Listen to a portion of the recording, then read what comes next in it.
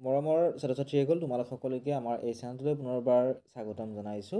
বহুতো ছাত্ৰ ছাত্ৰীয়ে ইউটিউবৰ কমেণ্ট ছেকশ্যনত হওক বা হোৱাটছআপত মেছেজ কৰি হওক সুধি আছিলে যে এইবাৰ আমাক গ্ৰেছ মাৰ্ক দিবনে নাই, কাৰণ বহুতো ছাত্ৰ ছাত্ৰীৰে ইংৰাজীৰ পৰীক্ষা বেয়া হৈছে। বহুতেই 20 নম্বৰৰ উত্তৰো কৰি থৈ আহিছে, আমাক কমেণ্ট ছেকশ্যনত জনাইছে, বহুতে আনচাৰ লিখিবই পৰা নাই। গতিকে আমাক প্ৰায়ে সুধি আছে যে আমি যদি কিবা কাৰণত যদি আমি ফেইল কৰোঁ তেতিয়াহ'লে আমাক গ্ৰেছ মাৰ্ক দিবনে নিদিয়ে, অৰ্থাৎ আমাক পাছ কৰাই দিবনে নিদিয়ে, আৰু যদি আমাক গ্ৰেছ মাৰ্ক দিয়ে কিমান মাৰ্ক দিব। গতিকে তোমালোকে সোধা প্ৰত্যেকটো প্ৰশ্নৰ উত্তৰ তোমালোকে আজিৰ এই ভিডিঅ'ত পাবা। ভিডিঅ'টো শেষলৈকে তোমালোকে চাই থাকিবা।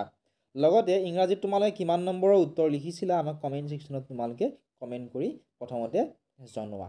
ঠিক আছে, গ্ৰেছ মাৰ্ক দিবনে নাই ইয়াৰ অফিচিয়েল আপডেট নাই যদিও প্ৰিভিয়াছ ইয়াৰত কিন্তু গ্ৰেছ মাৰ্ক দিছিলে। ঠিক আছে, তোমালোকে ইয়াতো পঢ়ি চাব পাৰিবা।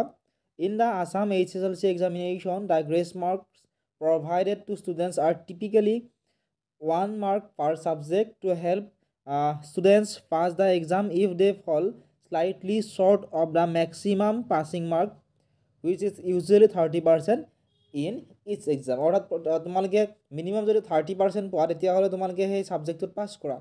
কিন্তু তোমালোকে যদিহে তোমালোকৰ ইণ্টাৰনেশ্যনেলৰ মাৰ্ক যোগ কৰাৰ পিছতো যদিহে তোমালোকে ধৰা 30 পাব লাগে, তোমালোকে 26 বা কিবা কাৰণত তোমালোকে 27 পালা, তেতিয়াও কিন্তু তোমালোকক গ্ৰেছ মাৰ্ক দি পেলাই তোমালোকক পাছ কৰাই দিব।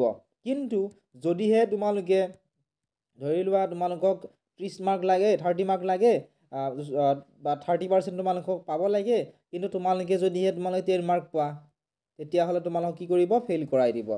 বা তোমালোকে যদি 15 মাৰ্ক পোৱা তেতিয়াহ'লে কিন্তু তোমালোকক ফেইল কৰাই দিব। যদিহে তোমালোকে কিবা কাৰণত 2 বা 3 নম্বৰ তোমালোকে কম পোৱা তেতিয়া কিন্তু তোমালোকক গ্ৰেছ মাৰ্ক দি পেলাই তোমালোকক পাছ কৰাই দিব। ঠিক আছে, মিনিমাম তোমালোক 5 নম্বৰে দিয়ে তোমালোকক গ্ৰেছ মাৰ্ক, হাইয়েষ্ট 5 নম্বৰ দিয়ে, কাৰণ ইংৰাজীৰ পৰীক্ষাটো এইবাৰ টান হৈছে, কুৱেশ্যন পেটাৰ্ণ চেঞ্জ হৈছে, গোটেই গ্ৰেছ মাৰ্ক তোমালোকক নিশ্চয় দিবই। ঠিক আছে, গতিকে বহুত বেছি চিন্তা কৰিব নালাগে। নেক্সট যিখিনি এক্সাম তোমালোকৰ আহি আছে, যেনে মেথছৰ এক্সাম আহি আছে 21 তাৰিখে, সেইখিনি এক্সামৰ কাৰণে তোমালোকে ভালদৰে প্ৰিপেৰেশ্যন কৰা, আৰু তাত যাতে তোমালোকৰ ভাল হয় তাৰ বাবে তোমালোকে ভালদৰে এতিয়াৰে পৰা পঢ়া। আৰু ভিডিঅ'টো চাই যদি ভাল পাইছে ভিডিঅ'টো লাইক কৰি দিয়াৰ লগতে চেনেলটো ছাবস্ক্ৰাইব কৰি দিবলৈ নাপাহৰিবা।